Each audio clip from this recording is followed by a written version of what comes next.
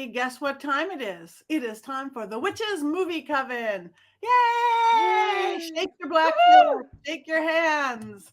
I am Patti Negri, one of your hosts. I hope you're listening live, and we want you, please, jump in the chat room because this is live. We want your opinions. So I am here with my co-hosts, Heather Greene and Jason Mankey and Courtney Buckley and Richard-Lael Lillard and you. And of course, we all have our Black Phillip. And before we get into tonight's movie, which I'm really excited about, because we've been doing Disney princesses for a while, and this is not a Disney princess movie. Anybody have any big news, or want to save it for the end? I just want to talk about this movie. Okay, the movie this week, for those of you who don't know, is the classic, original, 1968, Rosemary's Baby. Dun, dun, dun. And we have to make certain, Courtney, are you sure you watched Rosemary's Baby and not Cilantro's Fetus? Yeah, so I sent photographic evidence of what I was watching to the group chat, okay? And it was confirmed that I was on the right one. Okay, good. I have notes. I'm ready. Okay, she has notes on an envelope. Go. So, prepared. As we so often do, why don't we start with Heather, who wrote literally the book on witches and witch movies, to give us a little bit of history about Rosemary's Baby.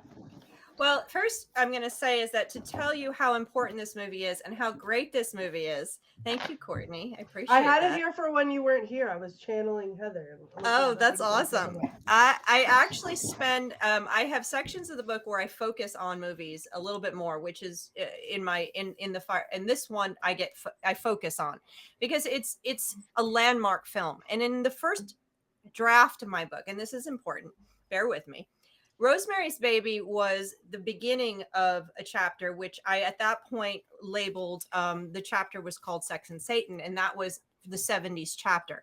But then I moved it to the end of the chapter called Towards a New Hollywood, which is where it is now, where I talk about it. I end the chapter on this film because this film changed everything. It wasn't the only film that changed everything for Hollywood, but it is a signifier, and it is the signifier within the witch canon of films.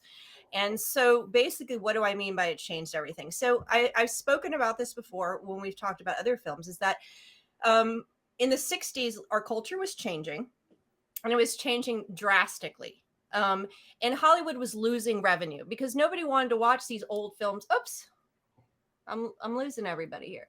Nobody wanted to watch these old films that were controlled by a censorship code that was written in the 1930s. That seemed old and uninteresting and backwards and all the things. So Hollywood was losing revenue. Independent films were growing. Foreign filmmakers were coming in. All this was changing. So they said in 1968, the code would go away. But before that happened, Rosemary's Baby came along with several other films. Other films were like 1,000 Rifles and The Wild Bunch and Bonnie and Clyde. So in the late 60s, you were having these films that were breaking what everybody had ever seen on the silver screen. So Rosemary's Baby comes along, and the production code administration does its thing. They send the script in various pieces over to the production code and the production code administration sends back its changes saying, you can't do this, you can't do this, you can't do this, change. The producers at Paramount said, pretty much go pound sand, we're not doing it. They said, we are not going to tell Roman Polanski to make these changes. And I was in the archives and found the actual letter, and it's really fascinating, but they pretty much go, no. So the production code administration certified it. Okay. So they gave it the stamp of approval. They said, okay, fine, let it go. And then shortly after the release, the production code administration was disbanded. The code went away, and we went to the rating system, and Rosemary's Baby got an R rating. This was landmark for witchcraft films because it heralded in a rash of witchcraft movies, specifically satanic witchcraft horror, mostly B, and I've spoken about this before.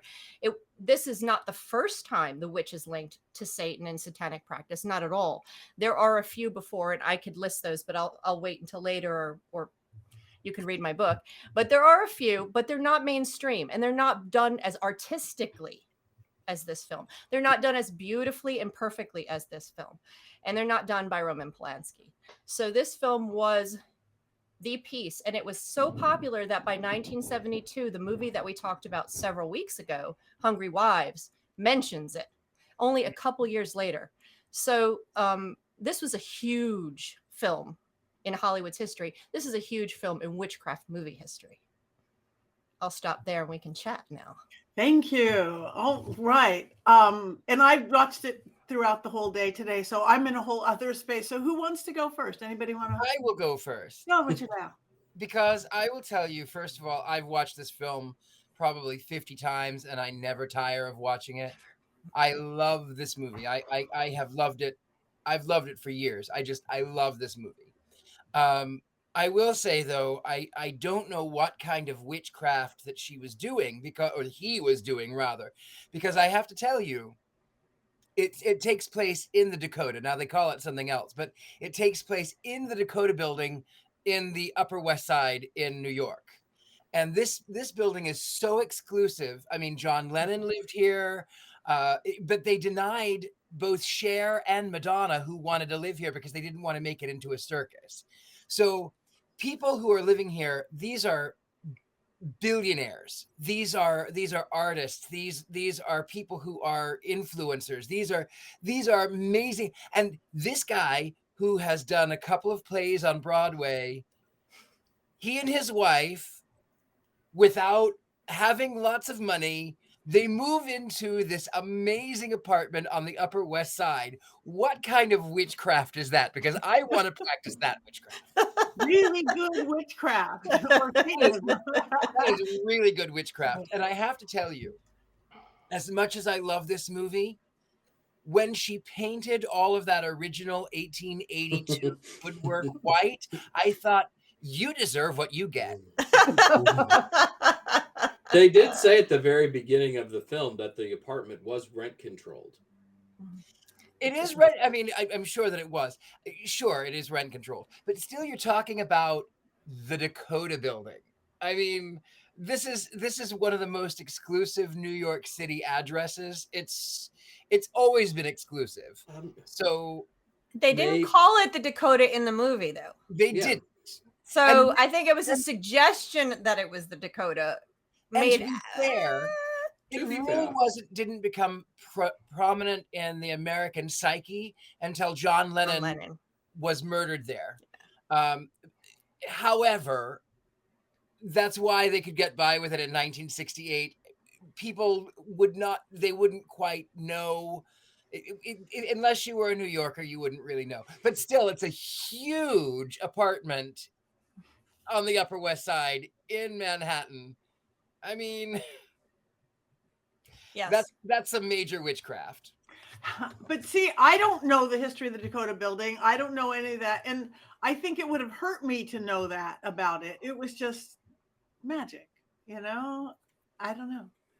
If I would have went, oh, that's the fame, all the stars live at thing, then it wouldn't have worked. But I think most people, except for you guys or people who know, wouldn't know. I wouldn't know. I think it would have helped me to know that it was some famous building, other than a gorgeous building. And I just figured witchcraft. We got him a really good apartment for a struggling actor and his wife who doesn't work. He had been in several commercials and on the radio. Bro makes a big deal out of this several times during the film. Commercials paid more back then. Commercials did pay more back then. Big deal. Very big deal. But still, he's living in Manhattan on the Upper West Side with his wife who doesn't work in this huge apartment, in an apartment that is so exclusive that even Madonna couldn't get an apartment there. In 1968 didn't know that. There is a level of disconnect that you have to engage with when you watch TV and movie about New York City. Remember how great the apartments were in Friends? Those people didn't have jobs for that. I think there's always this attempt to make New York look more livable than it truly is. So everybody's apartment, to the fifth degree, right? Like every apartment is 3,000 square feet. I watch these series on tiny apartments living in New York City because I'm 20 miles away, and I think, oh, maybe I could do that. And then I look at it, and you've got like 200 square feet, and you're paying $3,000, and I go, I could, but do I want to live in a closet? I mean, I came out of a closet for a reason. I don't know, Richard-Lael, your wardrobe wouldn't fit in a tiny house. Your hats and coats wouldn't fit in a tiny house. It's true. It just wouldn't. I would have to have 3 or 4 tiny houses for just my wardrobe alone. Yeah. My shoe closet. No, that wouldn't work. Well, I agree. I'm from New York City Metro, and I could verify what all of you guys are saying. And when I graduated from college and I had friends moving into apartments with their first jobs, nobody was living like they were in Friends. And Seinfeld a little bit better, but not so much Friends. No. But I think someone just said something about didn't the husband know the people in the apartment, the Castevets? And I don't believe so. That he didn't know them until he met them later and got pulled into their coven. So he didn't know them going in. They got that apartment. There's no way, even back in the 60s, someone who was in a couple of commercials would have been able to afford a plush apartment in New York City on the Upper West Side. And that one wasn't just the Upper West Side. That was Central Park West. Right. Yeah. So that's even more exclusive. I am being sarcastic about the commercial thing. But she says it like 5 or 6 times throughout the film. She's always going over his credits. But he was in TV and movies and radio too, and commercials, right? I mean, yeah, all over and over. But there's no way they would have had money for that apartment. And then all their new furniture. Yeah. And all those doctor visits to Dr. Saperstein. He's the best baby doctor in New York City. House calls aren't cheap. So. Yeah. Okay, so back to Richard-Lael, beyond the apartment building. Is that all you said? Well, you know what? I love this film. I love it so much. Like I said, I've seen it so many times. It's actually one of the ones that I watch periodically when I'm in a mood for something satanic. I love it. It's so fabulous. And I think it's also so artfully done to sort of show her alienation. Even when she's in the city, she's seen very small. When she's in the building, she's alone. When she's among her friends, she's sort of separated. And then she cuts her hair, and she's trying to assert her independence and trying to show that she can be a modern woman, and she can do all of these things. And the first thing that the husband says is, "Why did you do that? That's a horrible cut. That's horrible. Why did you do that?" And then everyone subsequently sort of belittles her and makes her feel even more out of sorts, and more it's more mind control and more putting her in an altered state. If they would have said, "You look great," or maybe not said anything at all, then she would have continued to have felt emboldened and more powerful. It was a power move to cut your hair, especially in 1968. It was a huge power move for her. She was trying to assert her new life. But yeah, she was brought back. I think she was brilliant. I just was enthralled with her the whole movie. I can't imagine somebody else playing it, actually, because of that vulnerability and that separation and that alienation and that trying so hard. All right, Courtney, did you finish the movie yet? I did finish it. I feel like I'm due for this, but I hated it. Listen, hold on. I'm not saying that it wasn't a well done movie. I respect its spot in history. Don't give me that look, Black Phillip. I didn't like it at all. It was painful to watch. The only part I liked was the end, and that's because it made me laugh. I wrote down, I have quotes that I wrote down because I was like, well, this is problematic, so I'm going to talk about it. There was the line the husband said when she passed out and they made the baby, and he said it was kind of fun in a necrophile way. That was in the movie. So I was like, well, okay, I may not like the movie, but that has to be top 10 movie quotes, like number one. I loved it.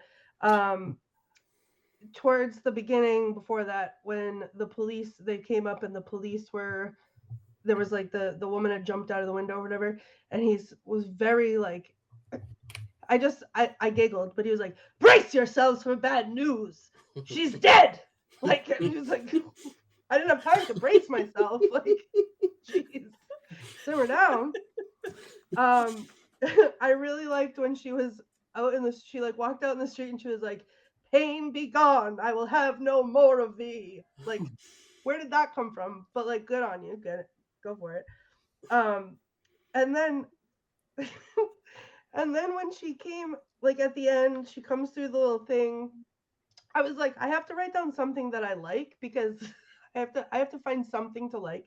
And she came through the little cubby hole in the closet, and like the paint, she stopped and looked at the paintings on the wall, and I was like, yeah, like I'd hang that up. Like, yeah, I like that.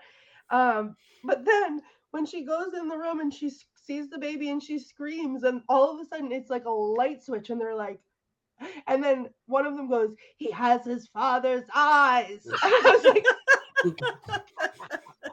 now I'm scream laughing. Now I think that this is okay. It was worth it, because I appreciate what they did with, like Richard-Lael said, the isolation, and it gave me anxiety to watch it, and I just was not in the mood for that today.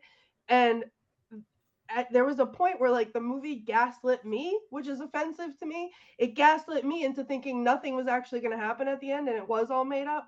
And so then whenever they said he has his father's eyes, I was like, yes, like I didn't watch this movie for nothing. It's happening. And then like the baby cradle with the upside down cross, and it's all black. And then the other lady who was like collecting her milk, like walks by and like sticks her tongue out at her. And I was like, okay, I loved the ending, but the movie was painful and I didn't. And you know what? On those quotes, what I really loved, because I grew up watching the Andy Griffith Show, which is, North Carolina or whatever, and it's this sort of wholesome.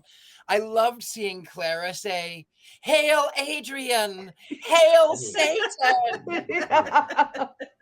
I feel like I was like, when that part was finally happening, I think I texted our group chat, and I was like, I wish there was a camera on my face, like while I was watching the movie, because the whole time I was like, oh my god, like, oh, here we go. And then the end happened, and I was literally like gripping my table, being like, when they were screaming "Hail Satan," I was like so excited.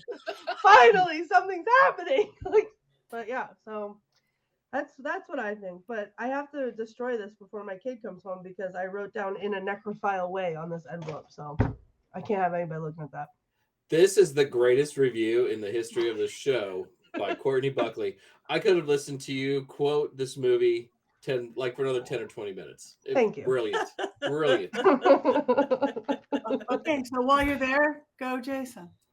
So I think from a historical perspective, one of the things that really makes this movie important, and Heather's talked about this to some degree already, but this is a movie where the witches are satanic and they don't really have powers as you would think of them having powers. They don't do wondrous things. They don't move things with their mind. These are people who could be your neighbors, which I think is what makes it kind of creepy, but it also makes it a much more real representation of witchcraft in some way. Not that witches would do all of these things that we're seeing. I would. Except for Richard-Lael. Except Richard-Lael. But I can't help but think of Raymond Buckland, who was living in New York City at the time this movie came out, and his neighbors had begun to know that he was a witch.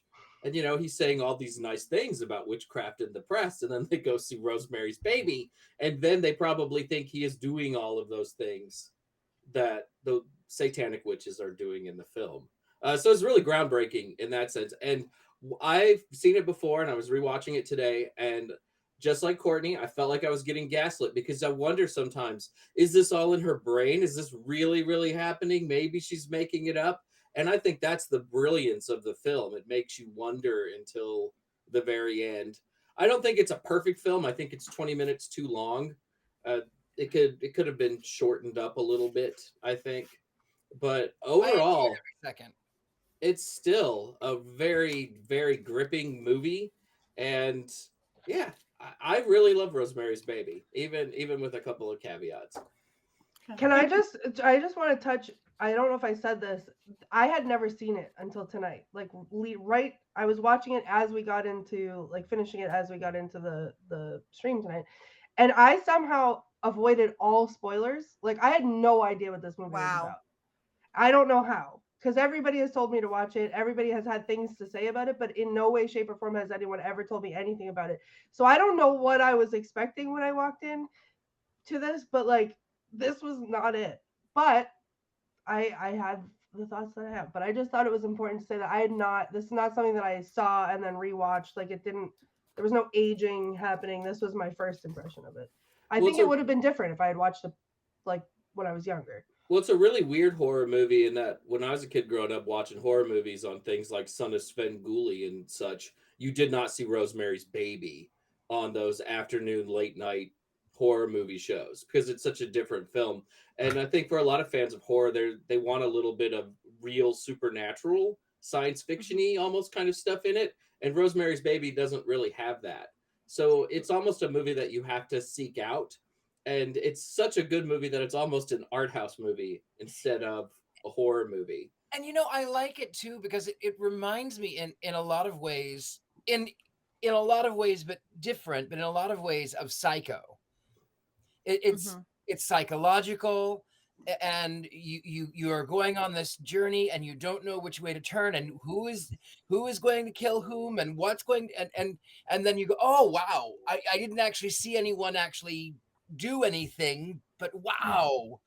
So I think for me it's incredibly special. I really like that sort of psychology, that psychological horror behind it. And I think that makes it more palpable, more real.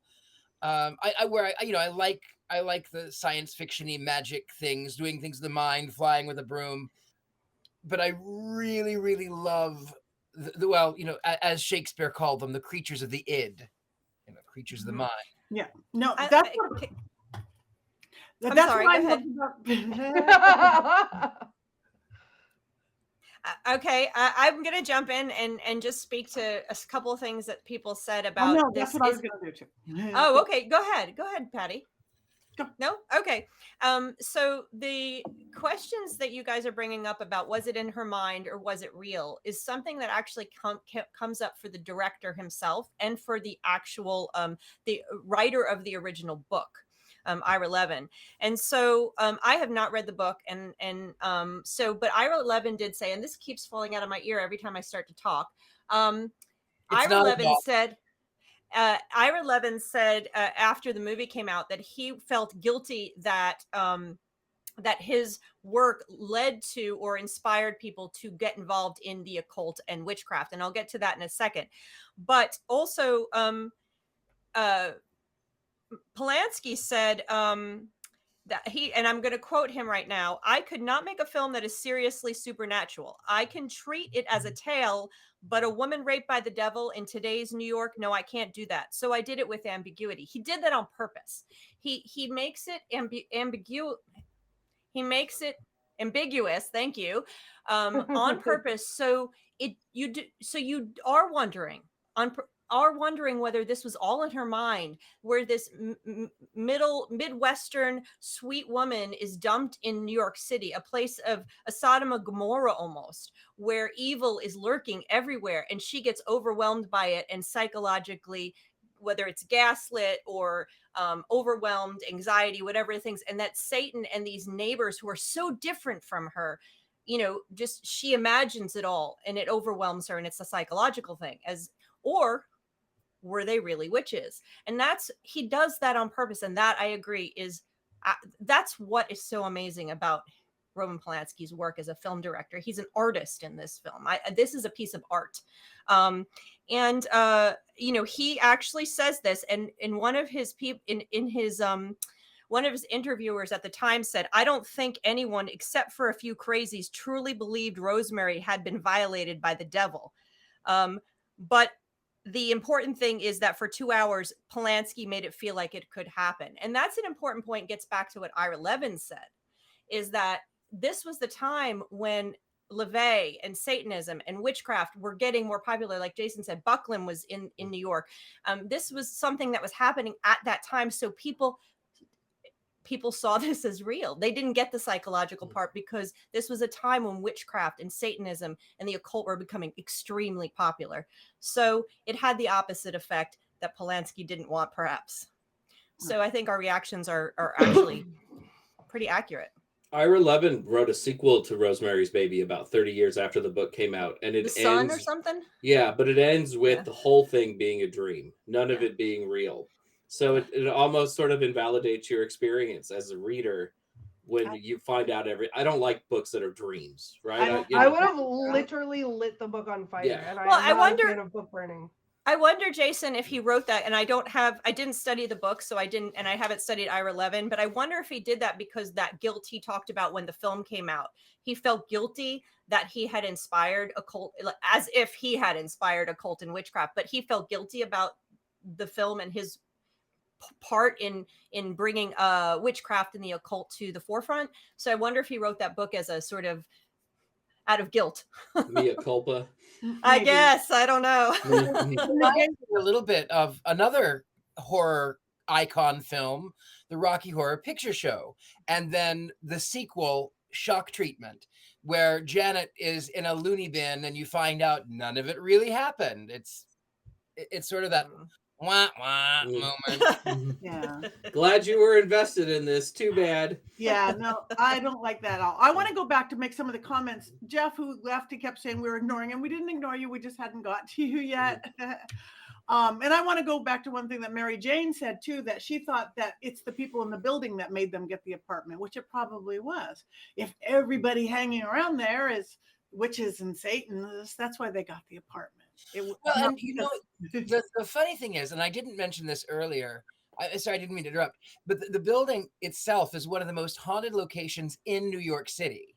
That basement where she's down doing laundry, I think that was that the, anyway, it's one of the most haunted. In that basement, they've seen shadow figures, and objects will move across the room by themselves, and there's a parade of ladies in white. I mean, the whole thing, it acts as sort of a battery for all kinds of psychic energy. So perhaps that is why the witches do live in this building, and according to the story, they have always lived in this building. Well, what's funny about you saying that is, as I was getting into the movie, because they talk about all the people that died there, like in the very beginning, and I was like half listening, like getting myself together, and I was like, oh, okay, like, yeah, this is my kind of movie. Like they were talking about all these deaths, and I was like, all right, this is gonna be good. And then I was like but like in the beginning, I was like, yes, I would live there. Like, but you find out the deaths that do happen along the way that could be linked to happenstance. The old woman who had the apartment, who died, she died peacefully in her sleep, but there's a little insert where you look at a manuscript that she's written, and she says, I can no longer associate with. And then, suddenly she's dead. And then the friend who the girl who leaps to her death off the tower, oops, sorry. And then the friend of the family who reveals what all she's seeing, all of the witchcraft, all of the signs. And, he just went into a coma and died. Oh, what a pity. He lost his sight. The guy lost his sight. Yeah, no, it's the thing that somebody said I have something to say. I just don't talk when somebody else is talking. I'm not good at this. Too many years of improv. When somebody's going, you're holding something in. I'm not holding anything in. I'm fine. I just wait till somebody stops talking. But the thing that bugged me, I felt for her so much, everything that we talked about. But those goofy witches were so character. It's like, they're the most horrible people. Didn't that bother everybody? The bittiest bitty bodies you ever did see. And like, you would cringe there at the door. You felt what she had to feel. But, you know, if you grew up in New York, about it. if you grow up in a building in New York City where people knock on your door at any random hour for asking for milk or handing you, that's how I grew up. So those people in that building Exist? exist. They remind me of my childhood and growing up in a building where, you know, you had people, all of a sudden you're sitting there doing something, knock, knock, knock. And I just made some cookies. Here you go. Come over. And this is the way we lived when you live in a building environment. Heather, did you ever eat the chocolate mousse? I did. Here I am. Does it have a chalky taste to it? I don't remember. It's been too long, but I am undertaste? here on the Witches Movie Coven. An undertaste? Did it have an undertaste to it? It may have. I'll get back to you. I have You to have check to my say it recipe. like 6 or 7 times for it to count, I think. Okay. And the funny herb. Tannis root. Tannis root. Tannis root. Actually, that is a real root. I looked it up, and it did? is the devil's root. It's what it's called. It's the devil's root. So the other thing that's really interesting about this movie, that bringing up weirdness about it, and you brought up the Dakota being the building that John Lennon was killed at in the archway. So this movie also has, and of course for that period of time is perfect, has a lot of other weird things connected to it. So they thought the movie was actually cursed, and you had a lot of deaths, and I wrote them down. So first, the guy who wrote the score, the composer, he died shortly after, in the fall of 1968, after the movie was released. Then shortly after that, let's see, we have the 3 where I wrote them in. Then 1969, a producer had massive kidney stones, recovered, and then never did another hit film ever. And then the Levin Ira Levin, he wound up getting divorced shortly after the film, and then he struggled for the rest of his life with his career. And then, of course, the most famous, of course, is Sharon Tate, who was the wife. She actually wanted to play Mia Farrow's character, but she actually was murdered by the Manson family in 1969, and he Polanski had a hard time with that. So this film was plagued right after with a bunch of nonsense, with a bunch of murders and trouble. So they thought the film was actually cursed. Was it cursed? Maybe not. Maybe. No. Oh, thank you, Lexi. Yeah, no, yeah, but I do think that we've talked about this a little bit before, that things can get cursed. I mean, I don't think they said anything that was real witchcraft that's going to cause something to cause all these happen. No. But who knows what they drew up, because it happens all the time. People, if they don't have. And mind you, I will tell you on that topic, Patti, is that actors are oftentimes witches and magicians, even if they don't even know that they are. And I know when I was more in the acting world, I would channel people, and sometimes they would be real people who had passed away. And I would just go, well, this feels right in the moment. And then people who knew the people who passed away, if I was playing a historical figure, would go, how did you know how to do that? Because only that person would know. And I went, I don't know. I didn't realize that I was actually channeling the dead. So actors will oftentimes, when they get into a role, they do open things that they may not know. Yeah. They just don't know. They're just doing it. And so I think it is highly possible that in getting into the role of this film, more than likely, maybe even though nothing was actually real magic said, sometimes it's a little bit more than what's seen. I don't know, because they said Hail Satan very fervently. I mean, I say Hail Satan all the time. So right, but I'm saying, they could have meant it by accident, because they put their all into that Hail Satan scene. So who knows? Guy is not his father. Hail Adrian. he has his father's eyes. And all the women in the world, he chose you. You are the mother of the Lord. He's chose you, and all the women in all the world. And then she was like, but see, if I was Satan, I love Minnie. If I was Satan, I would be looking at these people. Oh God, I need some new followers. especially since the fact that they are. they're all geriatric, and even Mia Farrow says, "Well, could we have someone who's under the age of 70?" They're all geriatric, The and they're old people party. But I forgot about that. not by the end of the film though. Like when the last scene of the film, when they're all together, there are several young Satanists there. That is And, true. Yeah, so yeah, the old people set everything up, but they're giving their demonic kingdom to some of these younger folk as well, and making it available to them. But you're right though. Maybe Until that moment though, maybe they're just eye candy. Maybe they're initiates. Well, they Perhaps. weren't I'm gonna even say good enough I eye saw candy. They right. weren't I even saw good that enough. naked scene. There was a lot of doing it in this movie, and I saw that scene where everyone was naked, and I looked directly at some things that I wish I didn't, and I'm gonna say it's not eye candy, it's eye poison. I mean, And I I'm taking enjoyed a it. stand. the I human body enjoyed is a beautiful thing in all of its forms. I agree. Well, I agree. Yeah. I agree. I was aggressed. I was aggressed by that scene because I did not know it was coming. But and they I kept wasn't it prepared. shadowy. The people they needed to keep a little shadowy. They did. Yeah. I noticed that of certain people that maybe didn't want to show their naked body, but they did whatever they had to do. They kept it properly shadowy, fine lighting for That was those. a lot. Maybe it was a lot. But yeah, I don't think their eye candy was good enough for whatever. And then, like, what's the Asian taking photos? Isn't that awfully stereotypical? It was 1968. They didn't worry about that back then. Okay, it's like I'm like, wow, click, click. It's like I was just happy to see a diverse amount of Satanists. That was one thing that kind of made me happy. That it wasn't just old white people worshiping, our cloven-hoofed Lord. mostly old white people. Mostly old white people, but not exclusively old white people. But they were old white people with sass, which I appreciated because I feel like that'll It's- be me eventually. I could it's see true. myself in that situation. There was think Oh, go ahead, Heather.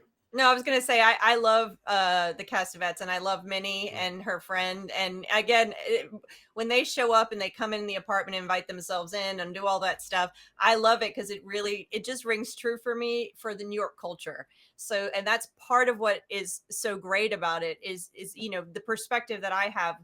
It's more real in that way, because this is how, when you grow up in a building in New York City, how it acts. These people, you could have anybody living next door to you, and that's the premise that makes this even more scary, is because you could have anyone living next to you.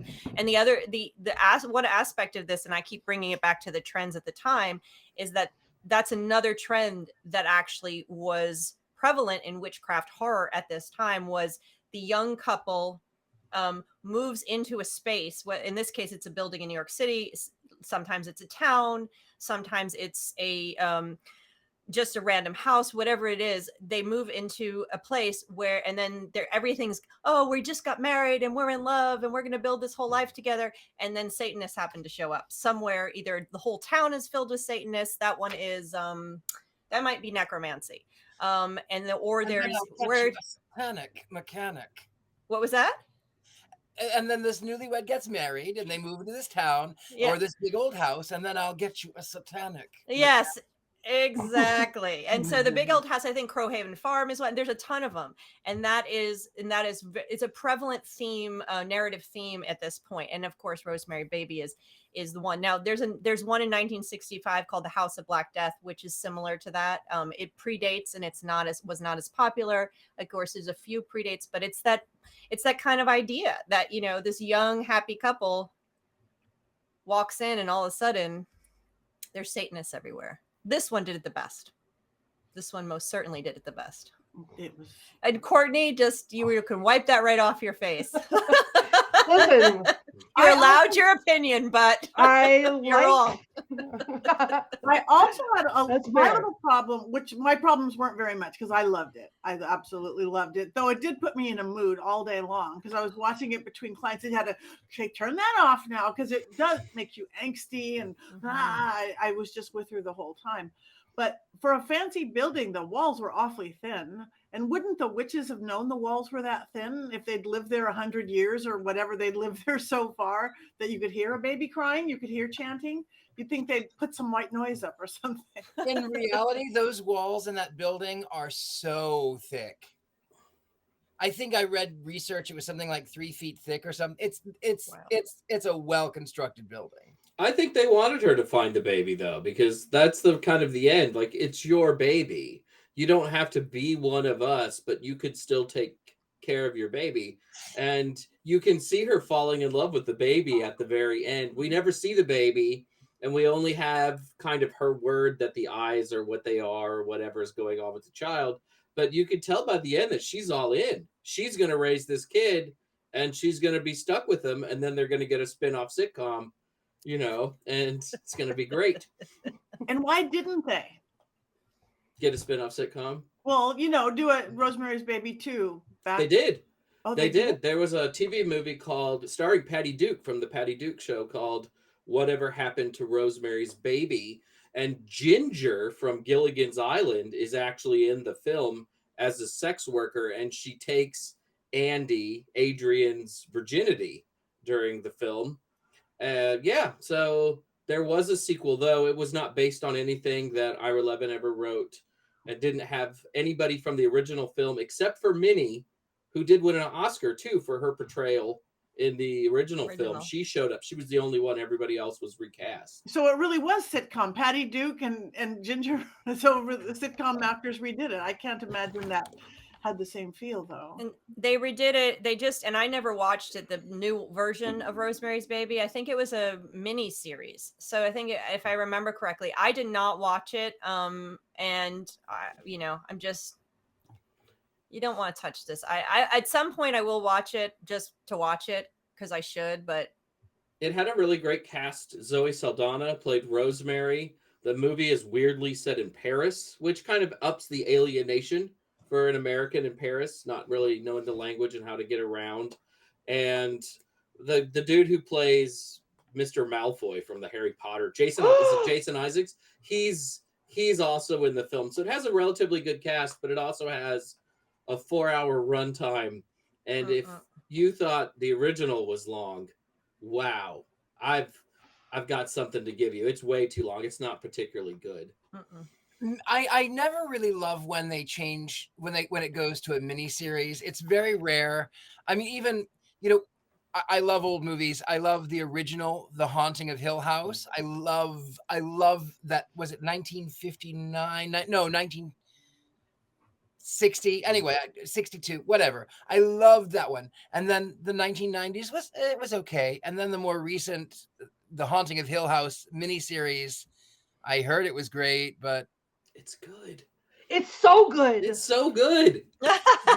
It's not the story. It's not the way that the story goes. And I loved the book so much, and it's sort of, you know, and I loved the 1962 film, and it's the same thing with Rosemary's Baby. I love this movie. Like, it's one of my favorite films ever. It's a lot, but I love it. So I don't know. Miniseries, I think I'll skip it. Maybe I'll read the book. Probably I won't.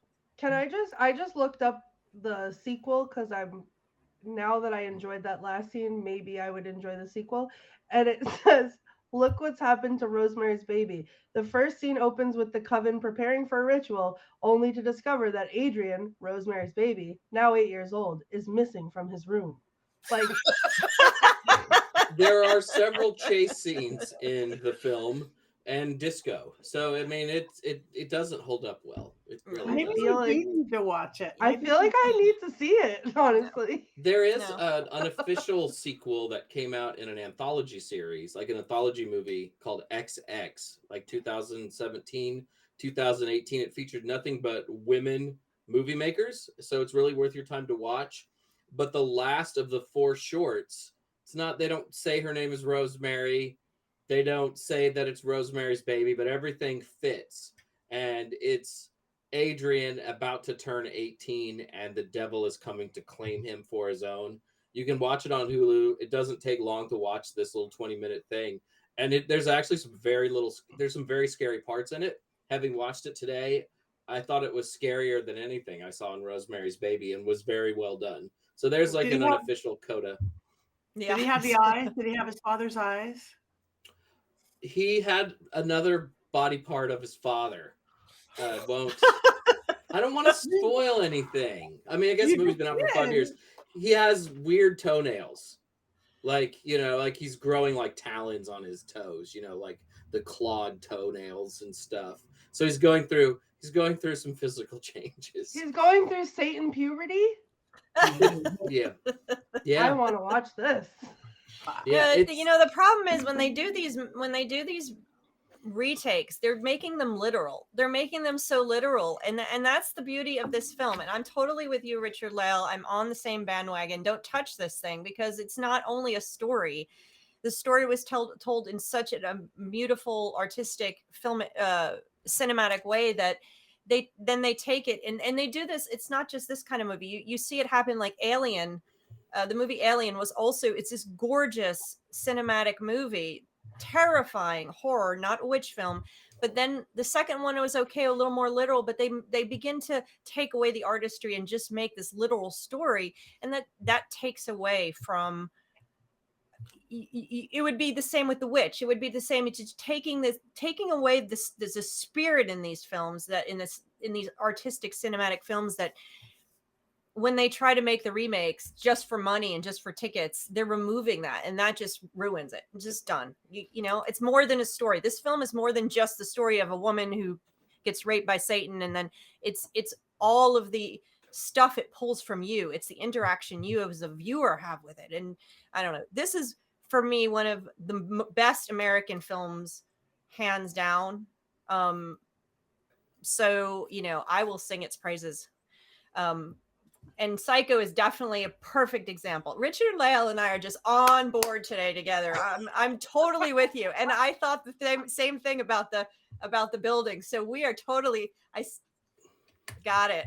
Mm-hmm. Aren't stories, though, meant to be building blocks for other stories? So if somebody wants to take it into a more occult angle where the occult is much more literal, I don't think that hurts the other movie at all. It doesn't have any effect on the original Rosemary's Baby. No, I didn't say it did. This doesn't have an effect on the original. Nothing can ruin the original, but it just doesn't have the same power. Now, and you could do whatever you want. People can retell the story all the ways. They have told The Wizard of Oz how many millions of times.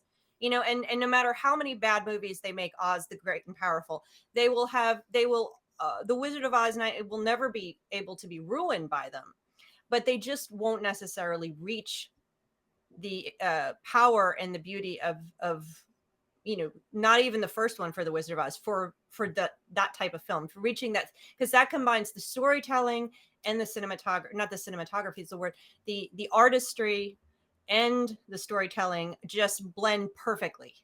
And that doesn't happen all the time. I also like to think too that it's sort of this, I look at cinema as a capsule, a time capsule, as to what is happening in the environment around us. Is it the Bay of Pigs? Is it Cold War? What is happening to make us sort of change our perspective? What magic is happening outside that makes us sort of retreat inside? So I think it's where you can tell another story in another way, and it doesn't take away from the original story. But I think that everyone should at least they should know the original story, so that they can have something to build off of. Yeah. And go ahead, Jason. It'll be interesting to see what happens this fall, because the prequel is supposed to come out to Rosemary's Baby, called Apartment 7A, what went on before Rosemary and her husband move into that apartment building. And I think it'll be along the lines of American Horror Story, and that's okay. It's fine. I mean, like we said, the Dakota is haunted. Fine. Okay, fine. And I think that, just to get back to this point, is that I don't think I don't mind the retelling and telling and retelling of stories at all. I'm very particular about how the story should always lead. And the story, sometimes when they try too hard, they're reducing. It's not that the magic is being literalized. It's the story is being reduced to just here's the story facts, and there is nothing else. And that's when you wind up with it being boring. It's same as when the CGI leads a movie or special effects lead a movie and the story gets reduced. And that's when it's just there for the money. It's just there to capitalize on the success of the original, and it's not as good. because it's missing that artistry. And so that's my complaint. But getting back to what Richard-Lael said about the point in time is essential to the success of a particular story even. And in this case, you're talking about a period of time where people were anxious. You had the Vietnam War, you had the Cultural Revolution, you had all this change happening. There was a lot of turmoil. And so people were worried. They were questioning who their neighbors were. What is going on? The evil was maybe lurking next door. What is going on? I don't know what's happening in this world. I can't trust the government. I can't trust XYZ. And so this film also sits very well in time. It was popular not only because it was well done, but it was placed in 1968. And it's purposeful. And you can't take a film out of its time and expect it to be as successful and speak to audiences. Although today, like Jason said, we might be able to see the success of a movie like this with its themes today, because we're in a similar period of time, culturally, socially. So that's an important piece of this as well. So, all right. Have we talked it out? Are we ready to vote? I think we could do 3 more episodes on this one, honestly. Okay. So much to say. So much. Only if, Courtney, you do more quotes. I will reenact the whole thing, except for the doing it part with all the naked. I want more Courtney Buckley theater. That is for sure. That could just be a segment week to week. Listen, I told you last time I memorized the monologue to the witch, so now I guess I'm gonna have to memorize some Rosemary's Baby. It'll be fine. Also, I would like to put out there that we have all of our Witches Movie Coven merch on mysterycontrol.com, and I would very much like to have a shirt made, hint hint, that says it was kind of fun in a necrophile way, because I would wear it. Oh, I forgot to say, Hutch, the character in the film, is also Dr. Zaius in Planet of the Apes. That's when awesome. I found that out, I was so excited. I even made a little picture of it because I just thought it was so like all of my worlds came colliding together. And I wanted to just like start doing the Simpsons Dr. Zaius song, I mean, it's done. It's done. The shirt exists now. It is done. That is how fast Mystery Control is. And we will talk about that. Mystery Control is where you can get all the fabulous merch. You're not even wearing your blanket today, Courtney. It's right here. It's snuggled up with me right here. Oh, okay, it is. Because when we were watching you had a good scared and alone face just watching the movie, and we watched you at the end of it. That was good. So, all right. So we want you guys out there in the chat room to vote as well. Rosemary's Baby, the original 1968, wands up or wands down? Courtney was nicer than I thought she'd be. Listen, here's the thing, is I agree that it is a good movie. Cinematically, it is a good movie. I just didn't like it, but I loved the end, so it balanced it out. Okay, 2 hours and then you have 5 minutes. We got wands up. We got Cindy, we got Robert, we got Tabitha, we got Christy. Oh, wait a minute, sorry. We've got Colin. Oh my God, this might be the best ones up we've ever had from our chat room too. So I'll say up. We have not had anything but up so far, except for Courtney, and she's halfway. So that's pretty good. So Rosemary's Baby. Those of you who haven't seen it, I guess you should go watch it. It's easy to find online. And we do want you guys' idea of what we can watch next and things that you want to see, movies, musical movies, television shows, even. We should talk about Witches Brew and the Blair Witch Project. Yes, we should. And we will. Producer? Next week, we're doing Carrie, I think. Is that? We have actually a kind of a list mate. Carrie is maybe next. Is that next, Carrie? So that'll be fun. Check out Carrie. That was a scary one. I can never remember the movie title. The movie starts with a C. I believe it's an early 2000s film. 5 men on the cover. Men, I don't know. And the women are The Covenant. She knows these things. She's really if it's 4 or 5 young men who look like a boys band. It's a 2007 film called The Covenant.